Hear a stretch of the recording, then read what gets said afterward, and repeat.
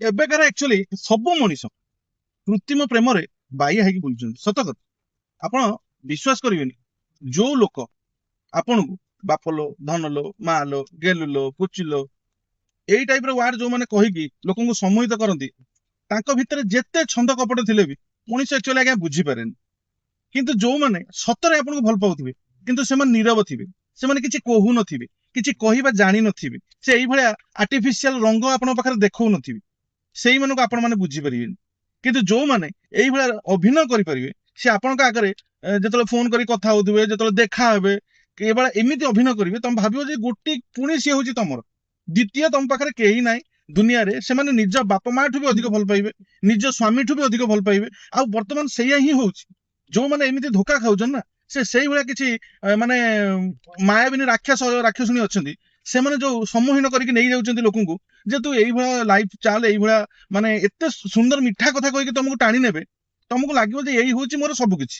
ଆଉ କ୍ଷଣିକ ସୁଖ ପରେ ସେ ଆପଣଙ୍କୁ ଏମିତି ଧୋକା ଦେବେ, ଏମିତି ହେଟା ନଜର କରିବେ, ତମେ ଭାବିବ ଯେ ମାନେ ତାଙ୍କର ସ୍ୱାର୍ଥ ହାସଲ ହେଇଗଲା ପରେ ସେ ତମକୁ ସତ କଥା ବାସି ଡ୍ୟାସ ରେ ପଚାରିବେନି। ସତ କଥା, ବାସି ଡ୍ୟାସ ରେ ପଚାରିବେନି। କିନ୍ତୁ ତା ପୂର୍ବରୁ ସେ ତମକୁ ଅପର୍ଯ୍ୟାପ୍ତ ଭଲ ପାଇବା ଦେବେ, ଆଉ ଏତେ ମିଠା ମିଠା କଥା କହିବେ, ଏତେ ସୁନ୍ଦର କଥା କହିବେ, ଯୋଉ କଥାଟା ତମେ ରିଅଲ ଲାଇଫ ରେ କେବେ କାହା ପାଖରୁ ପାଇ ହିଁ ନଥିବ।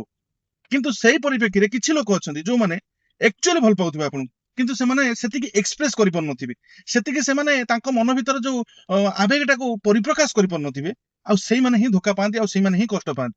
ସେମାନଙ୍କୁ ତମେ ଆକ୍ସେପ୍ଟ କରିପାରିବନି, ତମେ ବୁଝିପାରିବନି ତାଙ୍କ ଭିତରେ ଭଲ ପାଇବାଟାକୁ। ତମେ ସବୁବେଳେ କାହିଁକି ନା ସେ ମାୟା ମରିଚିକା ପଛରେ ଦୌଡୁଥିବ, ତମକୁ ଲାଗୁଥିବ ଯିଏ ବାପ ଧନଲ ଗେଲୁ କହୁଛି ସେଇ ହଉଛି ମତେ ଟ୍ରୁ ଲଭ୍, କିନ୍ତୁ ଆକ୍ଚୁଆଲି ସେ ଟ୍ରୁ ଲଭ୍ ନୁହେଁ ଆଜ୍ଞା। ସତ କଥା, ଆପଣ ଫିଲ୍ କରିବେ, ମୁଁ ଯାହା କହୁଛି ଆପଣ ଫିଲ୍ କରିବେ। ଟ୍ରୁ ଲଭ୍ କେବଳ ସେଇ ଯିଏକି ତୁମକୁ ସବୁ କଥାରେ, ସବୁ ଜାଗାରେ ତମକୁ ସପୋର୍ଟ ଦଉଥିବ, ସବୁ ଜାଗାରେ ତମ ହାତ ଧରି ଛିଡା ହେଇଥିବ। ତମ ବାପା ହଉ, ମା ହଉ, ଯିଏ ବି ହଉ, ଯିଏ ତମ ବାପା ମା କ୍ଷେତ୍ରରେ ବି ଏସବୁ ଜିନିଷ ହୁଏ, କେବଳ ଲଭର ଆଉ ସ୍ୱାମୀ ସ୍ତ୍ରୀ କ୍ଷେତ୍ରରେ ନୁହେଁ, ବାପା ମା କ୍ଷେତ୍ରରେ ବି ଏସବୁ ଜିନିଷ ହୁଏ। ଯୋଉ ଜାଗାରେ ତମେ ଫିଲ୍ କରିବ ଯେ ସିଏ ତୁମକୁ ଛନ୍ଦ କପଟ ରୁ ଦୂରେଇ ନେଇ ତା ଭିତରେ ତା ଭଲ ପାଇବାଟା ଅଛି, ସେ ମେ ବି ଏକ୍ସପ୍ରେସ କରିପାରୁନି, ସେଇ ଲୋକ ହିଁ ପିଓର। ଆଉ ତମେ ଯାହାକୁ ଭାବୁଛ, ସେମାନେ ତମକୁ ଧୋକା ଦେବେ ହିଁ ଦେବେ। ଆଉ ମୋ କଥା ଯଦି ତମକୁ ଭୁଲ ଲାଗୁଛି, ତାହେଲେ ମତେ କମେଣ୍ଟରେ ଜଣେଇବ, ଆଉ ଯଦି ଠିକ ଲାଗୁଥିବ ତାହେଲେ ବି କମେଣ୍ଟରେ ଜଣେଇବ। ଜୟ ଜଗନ୍ନାଥ।